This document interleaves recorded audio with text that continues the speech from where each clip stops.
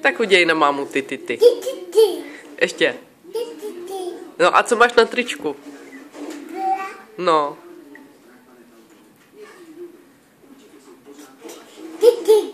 Ty jsi ty.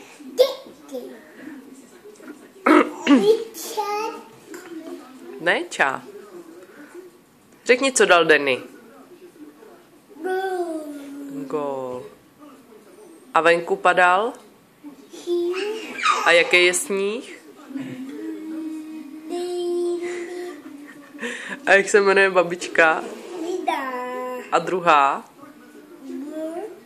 Maruš. A jak se jmenuje děda? Váša, naopak. Ne Šáva, Váša. A druhý děda je?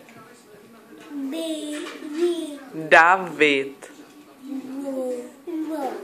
Řekni čau. A řekni ahoj. No, krásně no, krásně teď to jde. No, a budeš pít? Ne? Ukaž, jak piješ. Ukaž, jak piješ. Jak piješ sám zrnečku. Álo, ty si to vylil, jo. No to není hihihi, kdo to bude utírat? No, mama dala včera čistý úbrus.